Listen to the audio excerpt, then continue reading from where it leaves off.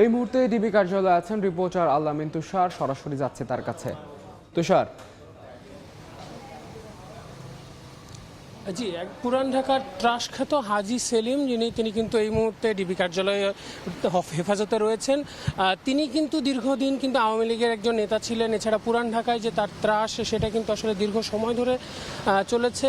তবে ঢাকা 7 আসনের সংসদ সদস্য তিনি কিন্তু ছিলেন এবং গতকাল রাতে যেমনটা বলছেন যে রোববার রাতে কিন্তু বংশাল এলাকা থেকে অর্থাৎ পুরান ঢাকার এলাকা থেকেই কিন্তু তাকে গ্রেফতার করে পুলিশ এবং তারপর থেকেই তাকে যে ডিবি কার্যালয়ে হেফাজতে রাখা হয়েছে এবং আমরা যতটুকু জানতে পেরেছি আজকেই তাকে আদালতে সোপর্দ করা হবে এবং যে তার ব্যাপারটা কিন্তু এই যে কোটা সংস্কার আন্দোলনে কিন্তু তিনি শিক্ষার্থীদের তোপের মুখে পড়েন এবং সেই সময়কার যে ভিডিও চিত্র সেটা কিন্তু তখন আসলে সামাজিক যোগাযোগ মাধ্যমে ব্যাপকভাবে ছড়িয়ে পড়েছিল।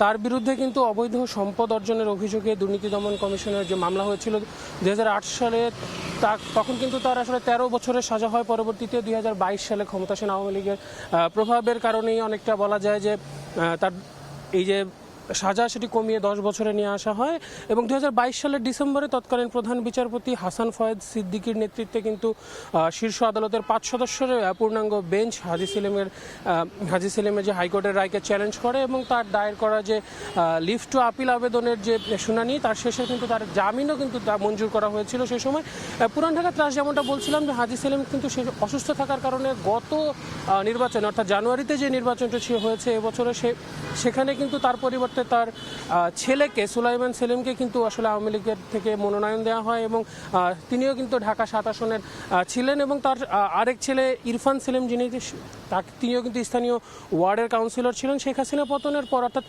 5 আগস্টের পর থেকে কিন্তু তার বিরুদ্ধে এই যে পুরান ঢাকার বিভিন্ন থানায় কিন্তু বিভিন্ন মামলা হয়েছে এবং তাকে আসামি করা হয়েছে এবং সেই ঘটনার পর থেকে কিন্তু তিনি সহ তার দুই ছেলেই কিন্তু আসলে পলাতক ছিলেন। তো গতকাল রাতে তিনি গ্রেফতার হন এবং সাম্প্রতিক মামলা ছাড়াও কিন্তু হাজী সেলিমের বিরুদ্ধে জমি ভবন সহ বিভিন্ন বিশেষ করে সরকারি বেসরকারি বিভিন্ন জমি কিন্তু প্রতিষ্ঠান কিন্তু তিনি কিন্তু আসলে দখল করেছিলেন। এরকম কিন্তু আমরা নানান ধরনের পেয়েছি এবং এমনকি জগন্নাথ বিশ্ববিদ্যালয়ের সেখানেও কিন্তু তিনি তার ক্ষমতার প্রভাব তিনি বিস্তার করেছিলেন। তো যেমনটা বলছিলাম যে আজকেই তাকে আদালতে সোপর্দ করা হবে, তবে তার কতদিনের রিমান্ড চাওয়া হচ্ছে বা কিছু সে বিষয়ে আমরা এখনও জানতে পারিনি। এই ছিল ডিবি কার্যালয়ের সামনে থেকে আমার কাছে সবশেষ তথ্য। আওয়ামী লীগের সাবেক সংসদ সদস্য হাজী মোহাম্মদ সেলিম রয়েছেন ডিবি হেফাজতে, সরাসরি যুক্ত ছিলাম সেখানে।